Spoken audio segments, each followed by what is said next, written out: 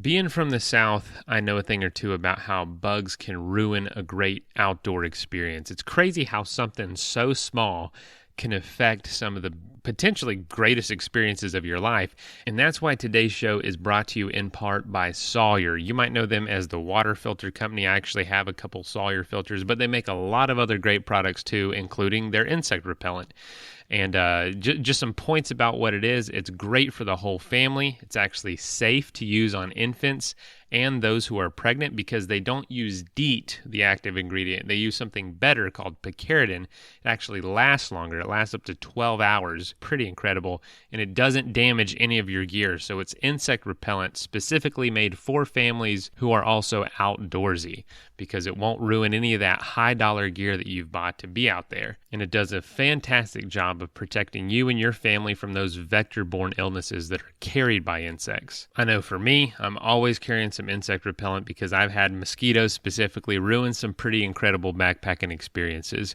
Don't let it happen to you. Use Sawyer's 20% picaridin insect repellents. Find out more about that at sawyer.com.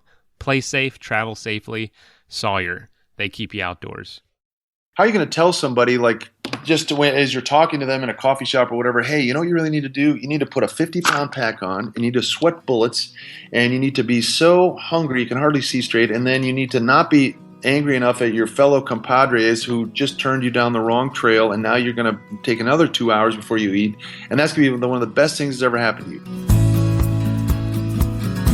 This is the Adventure Sports Podcast, where we hear stories of adventure from every corner of the planet. We interview all sorts of folks who are using their sport to explore the world around them and give you the inspiration you need to get out there and have some fun.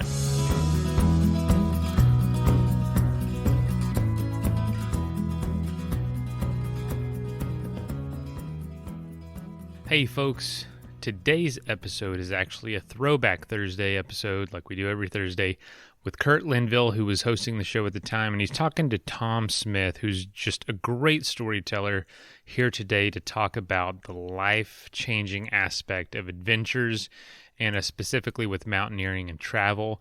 Tom is the executive director of Summit Adventure. You can find out more about them at summitadventure.com. So I hope you enjoy. I hope you learned something. And I actually haven't even heard this episode. I just really liked that intro that Tom was talking about, putting on a 50-pound pack, going out there, being miserable out in the wilderness, and telling people it's going to be the best experience of their life. And anyone that's been on an adventure knows that it's true. So I'm hoping to learn something else myself. All right, here is the episode, and we'll be coming at you with a brand new episode on Monday.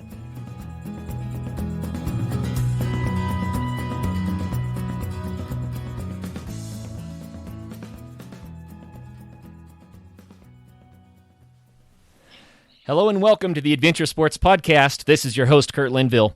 Today I have Tom Smith with us, and Tom is the executive director of an organization known as Summit Adventure. And Summit Adventure is pretty darn cool. It allows people to get college credit for spending time interacting in the woods. We're going to talk a lot more about that, but Tom grew up, I guess, falling in love with adventure sports, and his biggest passion, he says, is snow skiing, and he does tele skiing and cross-country skiing. He also does a lot of alpine climbing.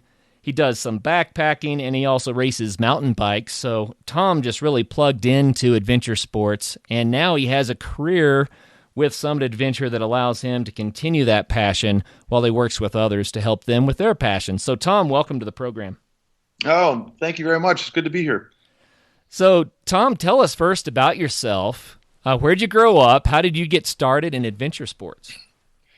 Yeah, I grew up in a frosty little place called Minnesota, and as I had a biology teacher in late junior high who said, hey, do you want to go on a canoe trip? And if you know anything about Minnesota, there's, 13 to 18,000 lakes or something like that there. And so canoeing is a primary form of recreation, and so I thought a canoe trip would be sort of fun. So I went on a 2-week canoe trip and endured the bugs and the heat and the humidity and all the sort of stuff that went in that direction, sort of the tough parts about it. And I also got to hear the loons and sleep on beautiful islands and travel through incredibly spectacular scenery. And I fell in love with that. So that was in about eighth grade, I think. And then this same teacher, when I got into high school, asked if I want to go winter camping. So we were snowshoeing. We carried our stuff. I think it was a special camp. I can't even remember. It was so long ago. But I remember that we were supposed to be out for 5 days. And I really enjoyed that. I was a hockey player, and I spent most of my days outside in the cold, and so being cold didn't bother me in the least. And the snow was excellent, and I loved this teacher that had spent so much time with me, and that was probably part of the draw as well. And I remember on this trip that there was a girl that was going along, and she was very timid. And probably the third night in, she wasn't taking care of herself very, very well, and this is probably 35 years ago or something like that, maybe even longer. And we didn't have maybe the best clothing, and she woke up in the middle of the night shivering so badly that the teacher that I was with and another supervisor decided that she was hypothermic, and we all had to get up and we had to sort of undo camp and get out of there. Wow! And that was an epic event for a young kid to be up at 2 in the morning, I guess, and with people being pretty serious about trying to get somebody evacuated and getting out of there. And I remember that it happened at a time in my life where I'm looking for adventure, and I found it in the snow. So I think that that event and that winter camping trip helped solidify the love for not only the outdoors, because I think I developed a deeper love for the outdoors later on, but it definitely helped a kid who was looking for adventure, probably like all high school kids, find it in a way that was pretty productive. I think it's really cool that you got to experience that stuff as a kid and as a teen. I think that reaching out to kids and introducing them to nature and adventure, I think it's really important. I think that this generation needs it more now than ever. So cool that you got it. Yeah, which is interesting because my parents, my dad was in the Army, and I think he must have done a little winter camping. He was stationed in Alaska, and he was a hockey player. And so that's why he was up there. But he hated camping and anything that had to do with that. And we managed to talk him into camping as a family. And he borrowed somebody's canvas tent, if you recall those things, that every time you touch the canvas, they would start leaking there. And as luck would have it, that one weekend we talked our dad into going out. It was a storm so bad that I remember in the middle of the night, on Saturday night, we had a tornado come across the top of the tent. And if you know anything about tornadoes, it sounds like a loud train. And so I remember my dad being up all night plugging the holes from the canvas leaking every time his kids, in sheer fright, ran into the side of the tent or touched it or whatever. So it was our one-time camping as a family. We never did it again. So the fact that I do it for a living now, I think greatly perplexed the rest of my family. Well, you can kind of understand why he may not like camping so much if that was his only context for it. Huh? Yeah, I think he was just praying that he was glad that we were alive after it was over. And, when you're a kid, you don't really think a tornado going over the top of a tent is really that dangerous, but apparently it was. I have been in situations in group camping where tornadoes came through and dome tents were flying 50, 60 feet in the air. So Huge. I've seen it. I know what you're talking about. Yeah, it's not good. No, not good at all. So when you got older, you mentioned that you did some thru hiking. Yeah, I had sort of a lapse in college. I stopped doing some of the outdoor stuff because there was a lot of distractions for me in college, and some growing up that I had to do, and a whole bunch of other things. And so I got back into the outdoor thing after I got out of college. So I had like a 4-year hiatus from that, and I read a book called Walk Across America, which back in 1975 was a bestseller, and it was about a kid in New York, and after the Vietnam War, he decided he wanted to see what America was really like, and so he put a backpack on, he walked across the country. Well, I thought that was about the coolest thing I'd ever heard. So this guy that wrote this book originally thought he was going to hike the Appalachian Trail, and so I just thought, well, I'll just do that. And I was about as unprepared for that as I was for pretty much everything else in my life up to that point. I'm not exactly the clearest preparer. And I remember I weighed my pack to start down the Appalachian Trail from Maine to Georgia, which if anyone knows the Appalachian Trail, that's the wrong way to go. Yeah, that's backwards, but some Yeah, people do definitely it. backwards. And then I weighed my pack when I got to Maine, and it weighed 87 pounds. Oh, man. And so I remember after a week or two of trying to trudge under that thing and pretty much dying, that I was pulling out things. I thought, I just don't think I need this. And I pulled out 3 pairs of Levi's and some other paraphernalia. But I remember the Levi's. For some reason, I thought when I was back in Minnesota packing up that clearly if you're backpacking, you're going to have 3 pairs of pants. And Levi's, if you ever hefted those bad boys, they aren't exactly ultralight material. So they probably accounted for 25 pounds alone, just the 3 pants. So anyway, I managed to sort of skate my way down different parts of the trail. I had beginneritis and blisters and tendon problems and all kinds of stuff. I mean, imagine carrying an 87-pound pack. I wasn't the brightest thing on the trail. And so, but I was out for a long period of time, and I was away from society, and I had graduated from college, and thankfully I didn't have any loans that I had to worry about. And so all that was really good, and I just loved being out. And so the only thing I really think of is this isn't going the way I wanted to, and so maybe what I'll do is I'll try to recover over the winter, and I'll come back out again next summer. So that's what I did. I went back home, and I don't even remember the job I took. Probably had something to do with McDonald's or something, and then I just tried to save as much money, and I went back out the next summer and was much more prepared, and it was even better. And I remember having stellar experiences all the way from Georgia all the way up into Virginia that I still remember today that were really powerful, with other people hiking and some of the things that I saw and some of the animals, and just being out in nature was spectacular. Well, I really believe in the power of nature to it gives people a new perspective and makes them reflect on their lives. And I think that when you go spend serious time in nature, you always come out changed somehow, right? Yeah, and I think that's what you're alluding to. And I'm assuming here, but Summit Adventure is all about that. So is that what led you into Summit Adventure? Well, I think so when I came back from the Appalachian Trail the second time, I wasn't sure what to do. And somewhere along the way, I talked to someone who was an outward bound instructor in northern Minnesota at the Voyageur School. And I think I almost had an aneurysm when I found out that this guy was getting paid to be out in the wilderness. And Right. So I thought, my gosh, I'm pretty sure I'd never heard of that before. Like the idea of people guiding in mountains or in canoes or any of that sort of stuff. I guess I just never either listened when someone was talking about it or no one ever talked about it around me. So I decided to pursue that heavily. I thought, this is what I've got to do. It's where I found the most peace in my life. It did. My time on the Appalachian Trail had made a lot of transformative things in my mind, and so I went after the whole outward bound instructing, and I did that with Outward Bound for the next 5 years. I'm trying to remember back when. At my age, it's sort of hard to remember all the years, but I did it for a period of time, 3 to 5 years, and then I found out about Summit Adventure because a friend of ours was talking about how this place, Summit Adventure, was exactly like Outward Bound, only it had a faith dimension to it as well. And that had, over the years, had become increasingly important to me. And maybe part of that was because I was spending so much time out in the wilderness. And I think a lot of times when we get out in the wilderness, there's some awareness of God that is hard to capture when you're walking around in the cities. At least that's what it was for me.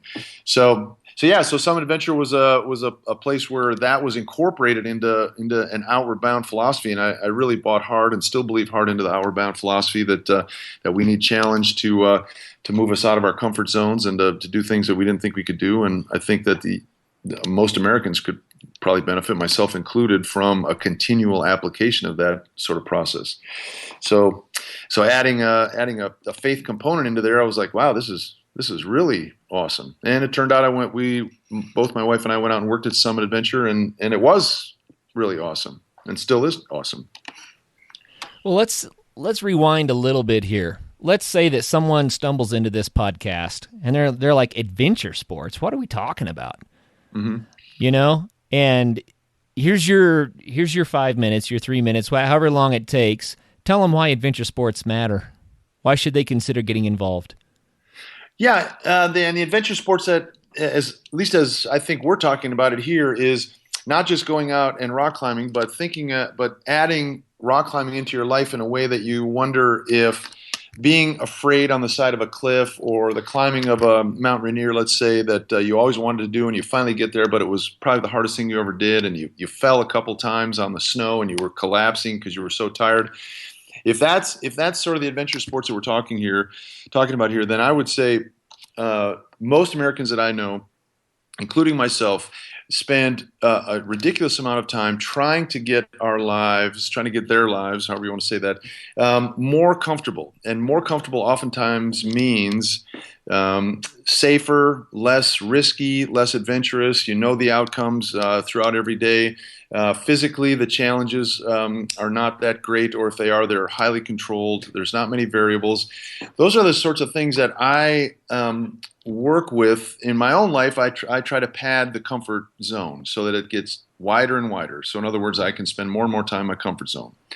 Then there's part of me, though, because I do this for a living, where I'm like, is that really the best thing for me? What happens when I am doing things in my comfort zone? Well, what happens is I keep doing the same old things, and I'm not challenged to be any different.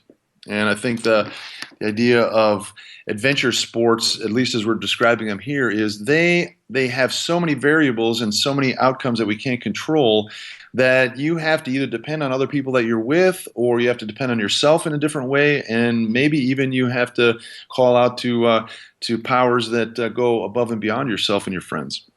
And so those sorts of things are, I think, absolutely crucial and gaining more significance the longer we are in the society we have, that it becomes increasingly more reliant on screens and just sitting around and not doing a whole lot, whether that's physically or maybe even interpersonally. Wow. I couldn't agree more, first of all. And I think that in our modern age, adventure sports are becoming increasingly popular to a niche. But society as a whole, I think, is growing farther and farther away from just the everyday adventures. I mean, seatbelts, airbags, helmets on the bikes, and all these things are good. Don't get me wrong. Yeah, right. But we're more and more padded. We're more and more isolated from kind of the raw realities of life. Yeah. You know what I'm saying? Exactly. And so the thing that appealed to me in high school, remember, I'm going back now to that winter camping trip, and I just guided a group on Rainier a month ago and on Shasta just a couple weeks ago. When you talk to people about 300-foot deep crevasses or 20 below zero temperatures and snow, most people shy away from that, and maybe there's just part of a human condition. However, those things they have a certain risk element to them, but frankly, they're risk elements that you could somehow prepare for, or at some levels you can control a bit. For example, you can always just turn around, right? And you just can get out of there. But that's a lot different than when you're speeding down a highway at 75 miles an hour and the cars coming at you are texting. So I don't know that I would rather be in that situation very often, being down the highway where there is a risk, but it's a very uncontrollable risk, versus being in adventure sport scenarios where the average person probably thinks, "Oh, that's very risky and very dangerous," but the reality is it's probably far more safe or less out of control than you'd think if you had somebody that was either taking you there or you knew what you were doing. Oh yeah. No, I agree. And I think the problem-solving elements of it also, you find yourself out in the wilderness somewhere, you're uncomfortable, you have something that has to be addressed, you have to figure out what to do with limited resources. You got to lean on, your experience, your education, your knowledge, your limited amount of gear that you have at hand. I think it's fun. Yeah, and I think if you take it in the context of a group setting, or let's say you and I are out together, the reliance you got to put on each other is much greater than the reliance we have to put on each other if we're going to go show up at a coffee shop. We're driving our new vehicles to the coffee shop separate, and we just get there so there's not that sense of intense camaraderie, right? So it's probably some of the closest things, these outdoor adventure sports, to what military people feel, right? And I think they've ramped it up through the roof because obviously their lives are on the line. And that I don't want to even remotely compare that, other than to say a lot of folks that are in the military, they engage in adventure sports after they're done, or as a sidebar, because it comes sort of close, right? Like, you got to rely on these people to belay you on a rope to make sure they're helping you make the right decisions. And if people get in trouble because of weather or bad decisions or whatever, you got to help each other out. Yeah, that's cool. The sense of community that develops. You can sit down right next to somebody and watch a movie in a theater. You're never even going to know their name. Your elbows might brush on the armrest, but right. That's not what we're talking about. We're talking about take that same person out in the woods and say, we're going to get through this together because together is what's required here. Exactly. Man, you get to know people. Yeah, and the thing is, you get to, and people get a chance to be somehow a little bit. They might be able to be unique. So there's a lot of people that grew up that weren't stellar athletes, or they weren't the smartest kid in the class, or they were just sort of a normal kid. And I think one of the things I've enjoyed over the 35 years I've been doing this as a professional is watching people like that were just sort of normal or even mediocre in other ways, where they step into this outdoor setting and they somehow just shine. Like they're exceptionally good rock climbers right away, or they've got a cool head when everyone else is firing off and yelling at each other, or they just enjoy the challenge of carrying a backpack across terrain that they don't know where the trailhead that they should have been on is, and so in other words, they're sort of lost or whatever. So I think it also gives a chance for people to escape mediocrity and normalcy, which it's hard to do in everyday life. Oh yeah, I can't resist telling a quick story here from last week. I mentioned to you we just got back from a 9-day backpacking trip, and 2 of my sons came with me. And here's the thing: I had dreamed for almost 20 years about doing a through hike through the Holy Cross Wilderness. And as I started looking at the maps and stuff, I'm going, "Oh, there aren't any trails here." Wow. And I called the forest ranger. I said, "So we're going to try to go from this valley to that valley, and I don't see a trail. I think that we could make this one saddle, though I'm not sure. Do you know of people who do this?" And the ranger comes back and says, "No, I've never heard of anyone doing that. There is no trail. I don't know about that." Wow. And the deal is, we had about 30 miles of 13,000-foot peaks. And there were cliffs. They were the jagged, precipitous kind. We decided we weren't going to take ropes. We weren't going to go technical, but we still wanted to make it over a saddle. And on Google Earth, I found a saddle at 12,400 feet. It was cliffy at the top, but we thought we could sneak it. And we didn't know if we could get past that or not. And so we went into this thing saying, well, we're either going to make it over this saddle and finish our through hike, or we're going to have to turn around and come out somewhere completely unplanned. And so for the 3 or 4 days leading up to what we called the crux of the trip, that was always kind of a shadow hanging over us. And, you get a little hyper over it. Yeah. We finally got up there. We got up really early so we could make the altitude. We've got heavy packs, and we got up the cliffs through heavy talus and screes and rock slides and all the stuff you would expect in that environment. But when we got to the top, there was just this feeling of huge accomplishment, and I looked at my 14-year-old son and I said, "What do you think?" He goes, "Wow, that makes me feel manly." That's awesome. And I was like, yeah, that's what we're here for, Yeah. That's the essence of it, right? Is you get a chance also with in those situations, you get a chance to perform, right? And it doesn't, at that point, it doesn't really matter if you're 14 or 35. Somebody's got to be able to get the job done, and it doesn't necessarily depend on who's the strongest. You just got to be able to carry the pack that you had, and you got to get the thing moving. So, yeah, it can be a real character builder for 14-year-olds and for, I don't know, guys like me, 56. Sure, you bet. Well, it was an excellent time, and when we stood at the top of that, we got over the Crux, and the next valley was green and beautiful and forgiving, Yeah. The contrast, we just felt like a huge sense of accomplishment, and for me, that's what adventure sports is about. It's challenging yourself, finding out what you're made of, coming out the other side of something, having learned what you're capable of, learn something about yourself on the inside in the process. And I think it matters. I think it's important.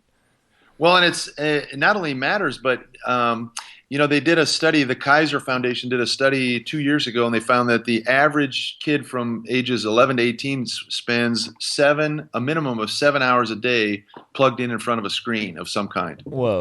And that includes a phone and everything else. And they said it could go up as high as 11 hours if you consider that sometimes when they're on a screen, they're actually multitasking on several screens. So, that's the average kid. In 7 hours, if you take 8, sort of do the rest of the math, that's leaving very little time to actually have reality, right? And maybe it's just my age, but it's a little hard to imagine how just being in front of a screen is that much real time. So you get out in the outdoors, and there is a definite sense of consequence, and there's definitely a staggering difference from just being plugged in front of a screen, sitting in a comfortable room somewhere. So I think that our generation, my generation, has benefited from being in the outdoors, and still sort of shakes our head at the generations that came after that are getting increasingly plugged into screens, and frankly, sometimes I am too. So, but it seems to be the tendency of where we're going, and the tendency isn't, the trend isn't that we're getting more outside, we're getting less outside, and that's a little frightening for me, I think.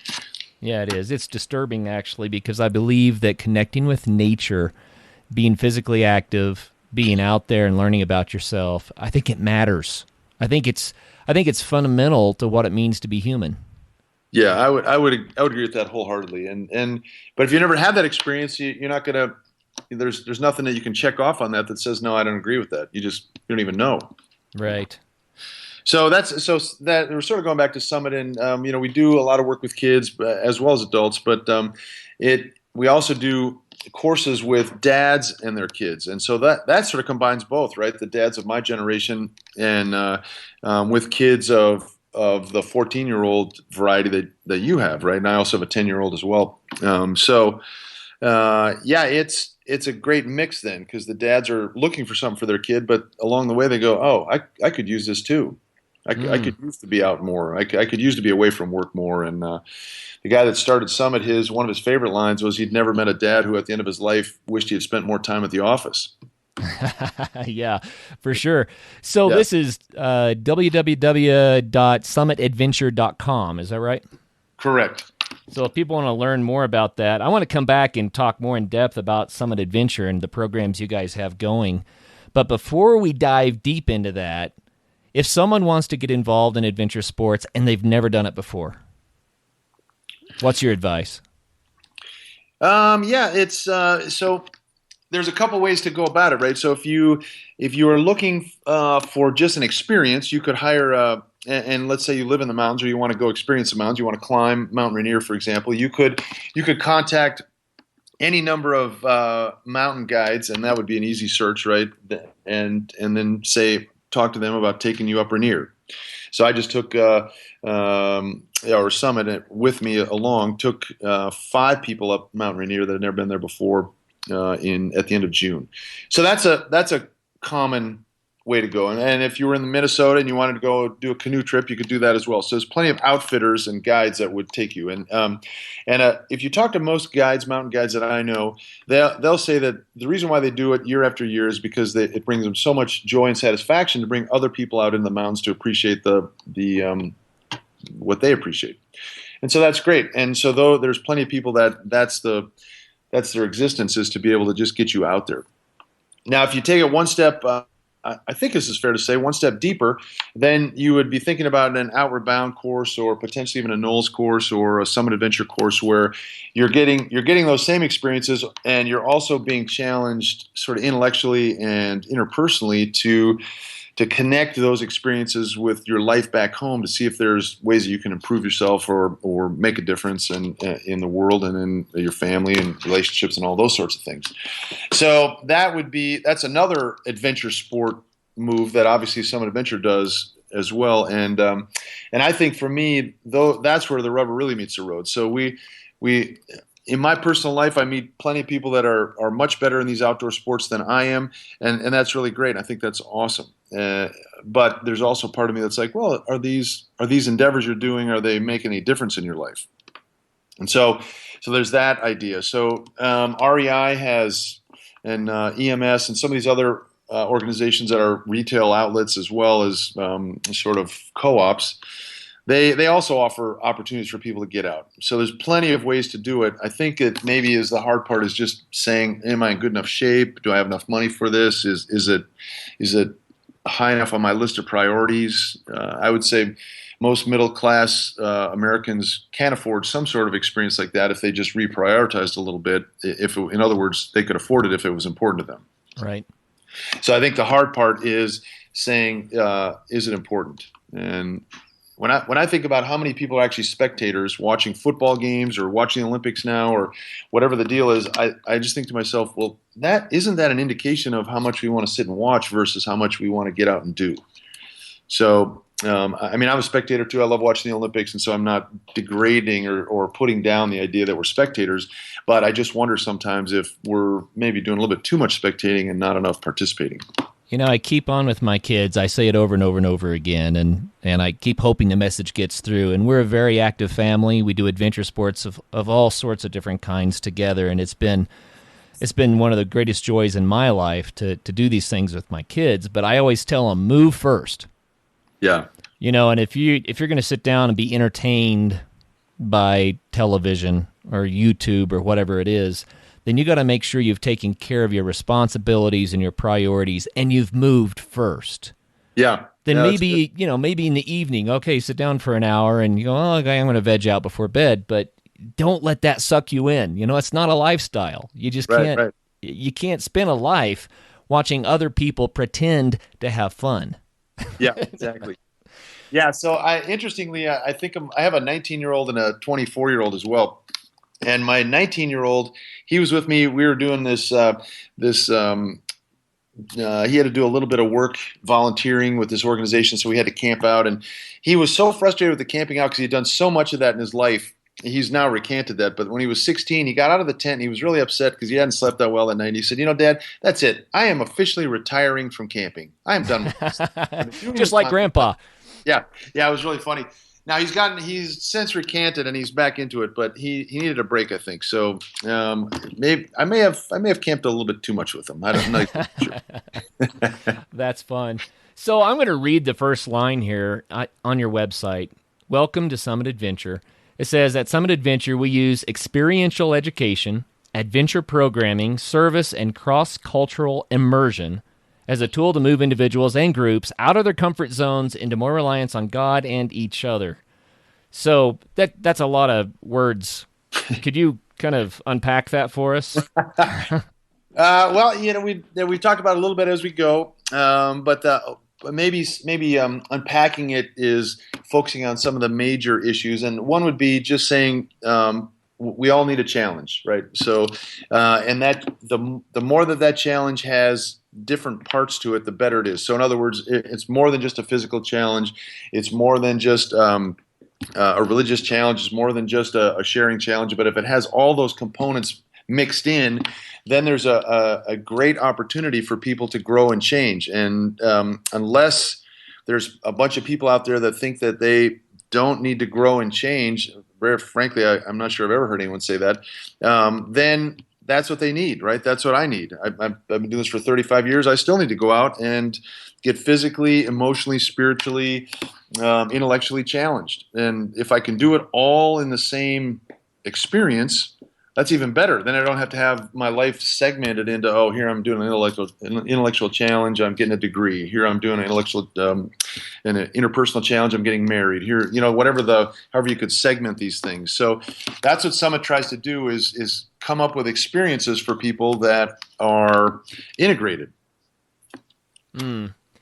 And then just kind of to give people a little bit of a feel for what we're talking about here, the last line of the same paragraph, every course is different, but typical courses include backpacking, rock climbing, mountaineering, rappelling, orienteering, trekking, cultural immersion, and service.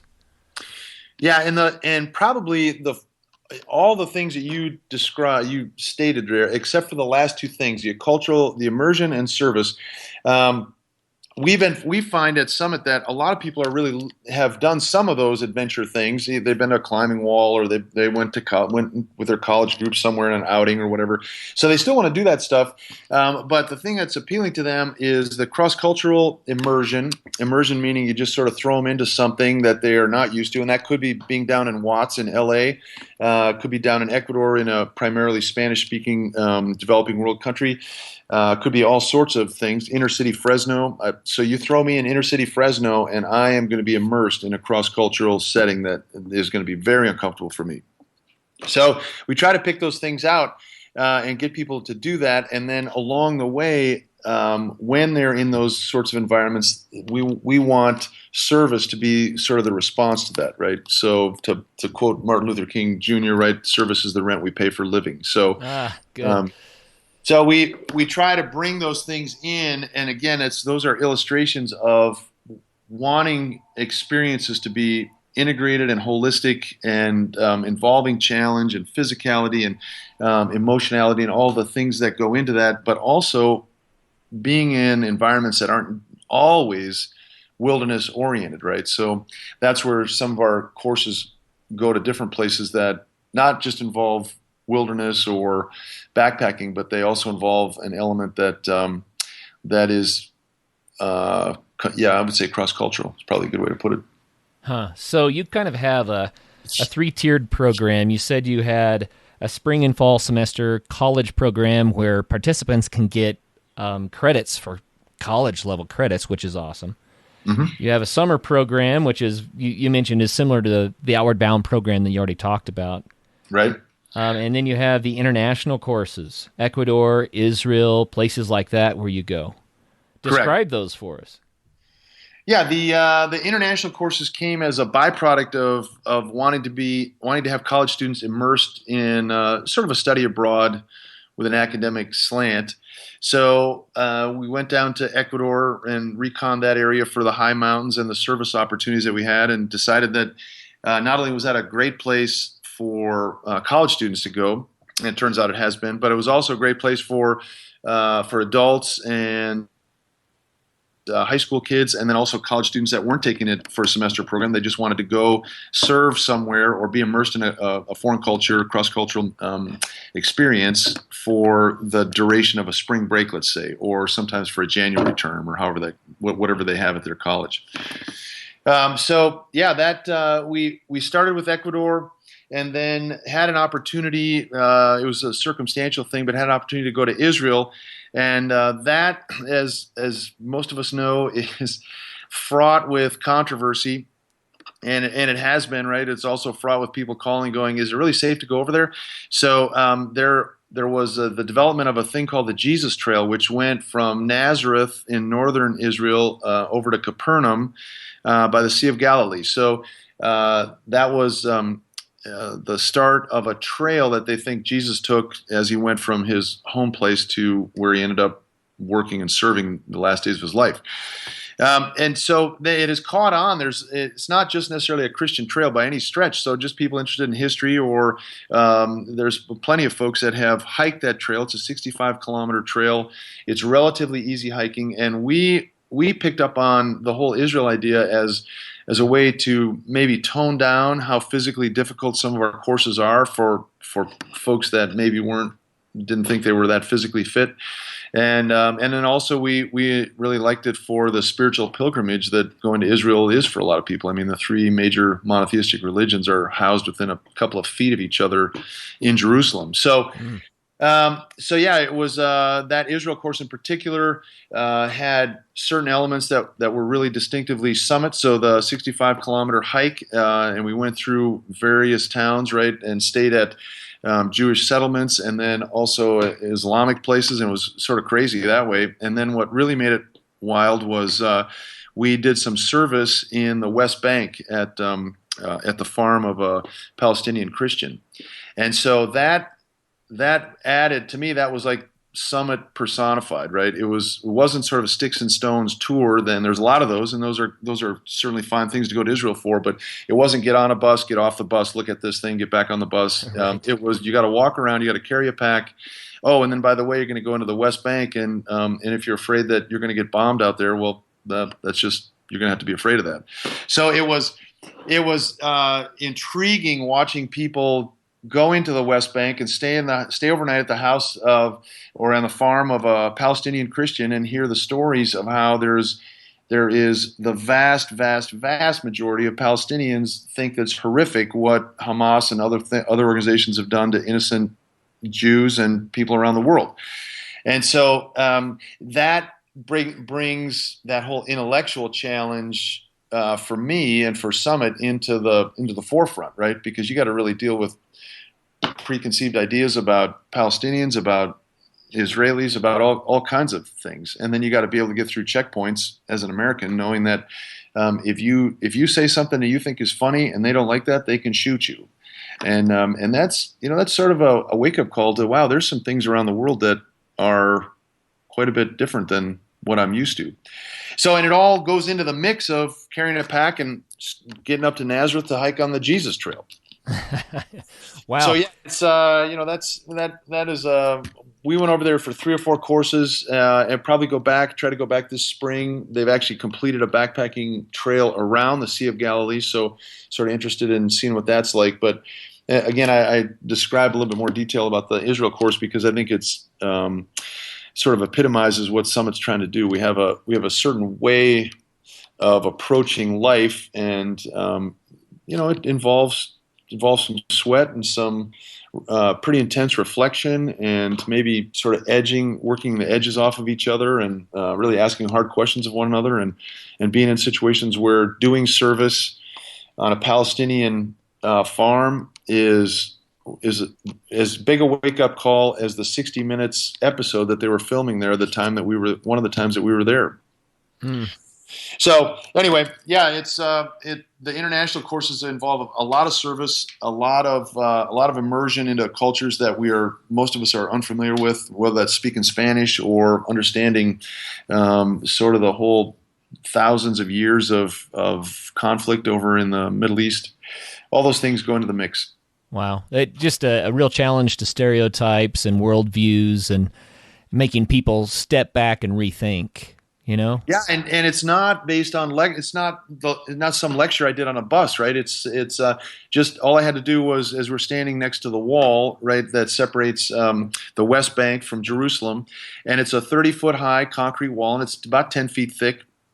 And I asked one of the people that lived there, who built the wall? I mean, it's got to cost billions and billions of dollars. And they said, well, Jews from both Israel and around the world have helped fund that, and American Christians are the second highest funder of this wall.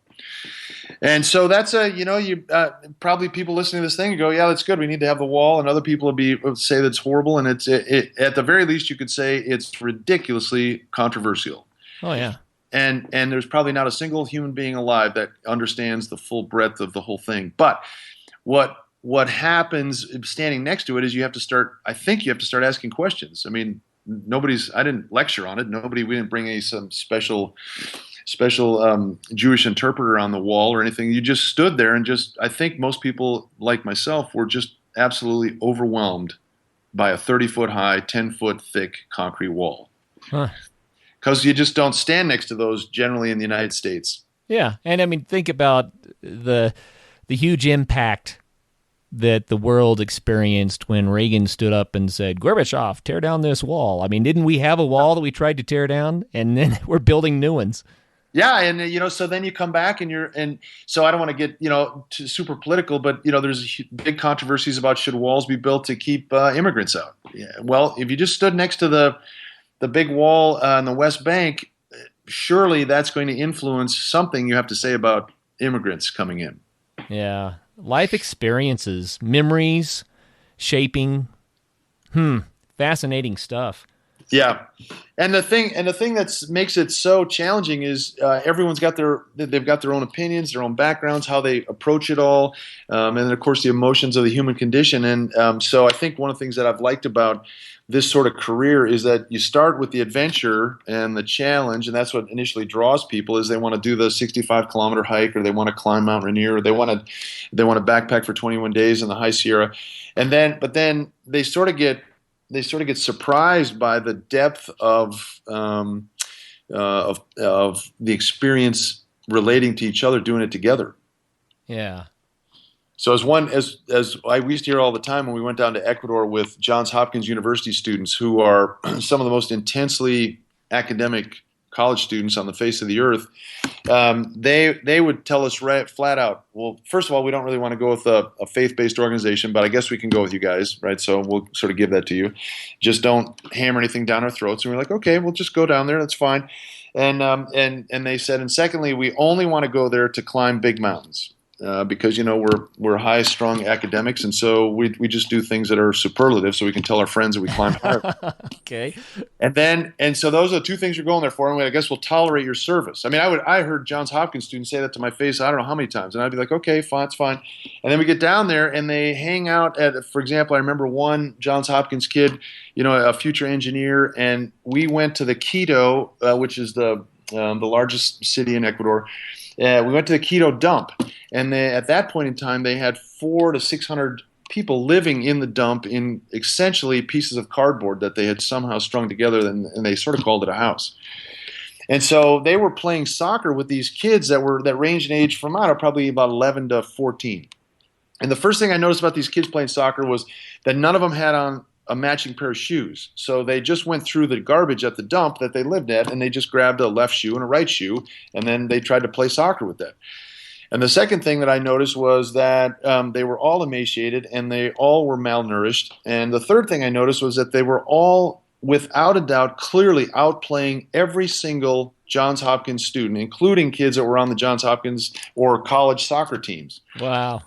So, and they, of course, they recognized that, right? And I remember there was a kid standing there, a Johns Hopkins kid, was just watching. He didn't want to play in the soccer game. And I walked up to him and I said, hey, what do you think about all this? And he was crying. I mean, I walked up to him from behind, and I didn't notice till I was standing next to him because he didn't respond to me. When I said, hey, what do you think of all this? Nothing. He didn't say anything at first. And I finally looked over at him, and tears were flowing down his cheeks. And he said, I can't respond to anything right now. And so I gave him a day or two, and I came back up to him later, and I said, hey, you got any thoughts about the dump? And he said, that was the most overwhelming experience of my entire life. I had never seen people in such poverty who were still trying to do life. And that was a powerful experience for me and for him, right? It was powerful for me because it was so powerful for him. I mean, I'd seen it a bunch of times already, played soccer with the kids, and sort of knew what was coming, and it just literally overwhelmed him.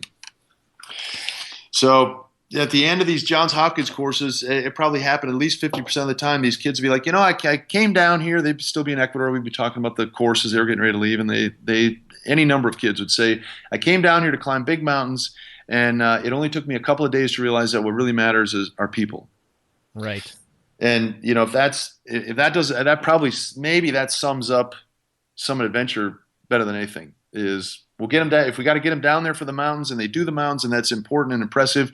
But ultimately, all those mountains and all the reflection and all that come back down to what are you going to do with people? I think that if we spoke more generally, like we were talking about at the beginning of the show, adventure sports do that. Yes, without a doubt. You're going out because you think you're going to commune with nature, but what you end up doing is finding something out about yourself and about the people around you. Yes. Even when, we have people go out on solo, and so even when they're sitting out there for 24 hours by themselves, when we ask them what were the most powerful experiences that you had during your solo, they almost always have something to do with someone else. And so they're out there, if they're not with somebody, they're thinking about someone. Fascinating. Well, It sounds like Summit Adventure offers some amazing opportunities for life-changing experiences. I mean, that's what we've been talking about here.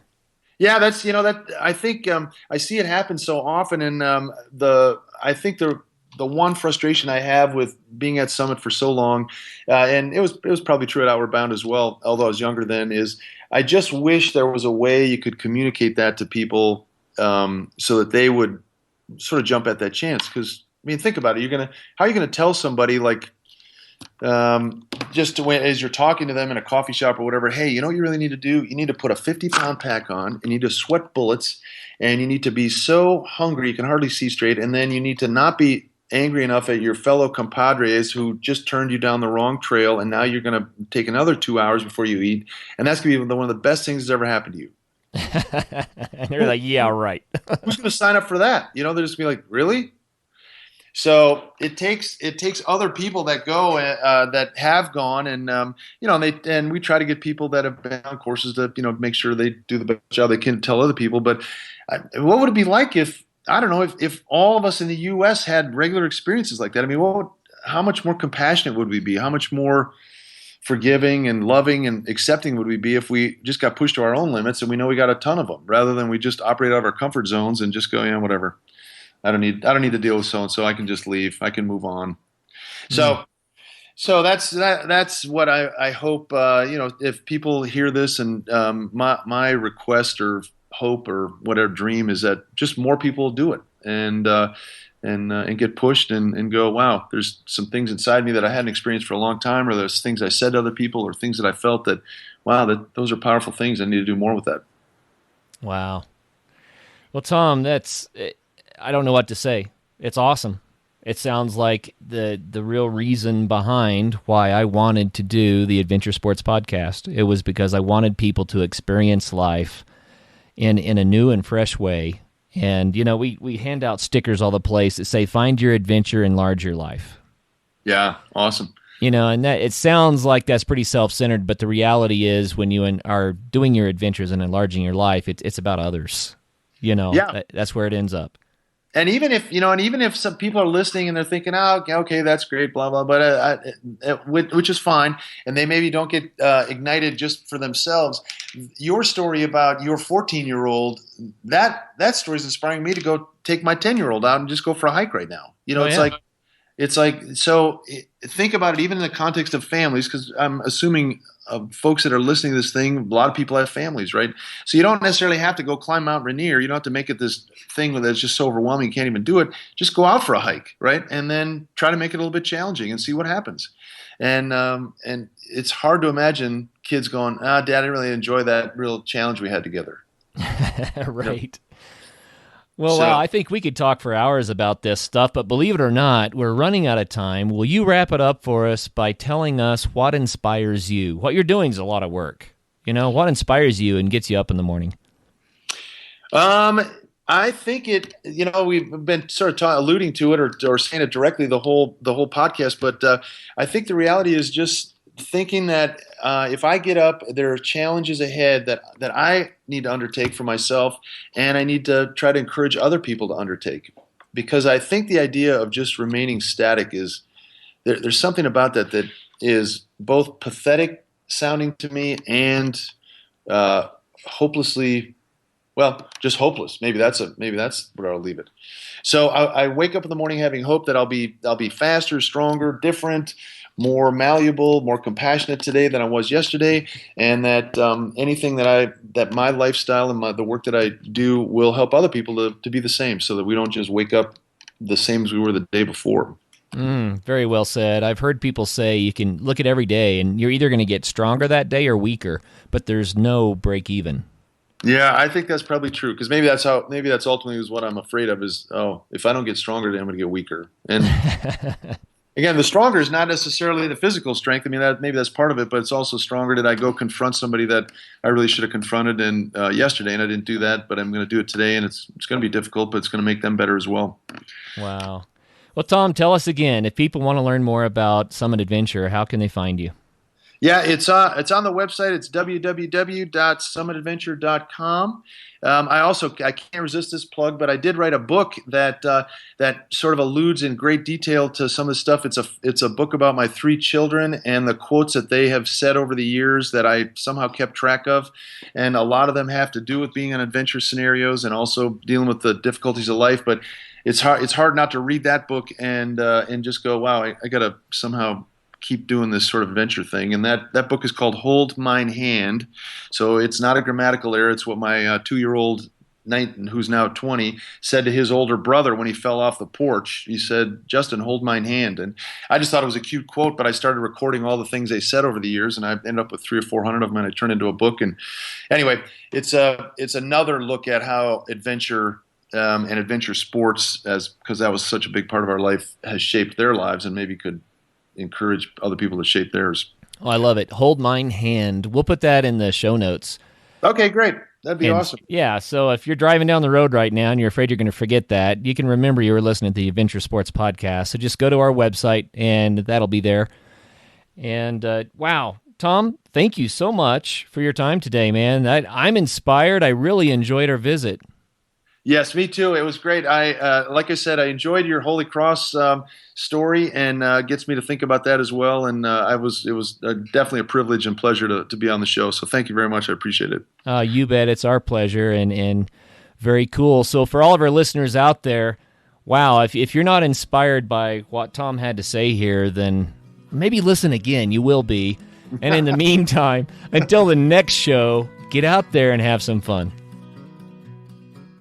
First of all, thank you so much for listening. It means the world to us that you choose to listen to the show. If you'd like to help us further, you can leave a review on iTunes, share us with your friends, your family. It goes a long way to grow in the show. You can also support us financially through patreon.com/adventuresportspodcast. Link is in the show notes. And also, if you have an idea of who could be a good guest for the show, we're always looking for people to tell their story about the outdoors or adventure. So if you know someone, please reach out. Email us at info@adventuresportspodcast.com. And until then, get out there and have some fun.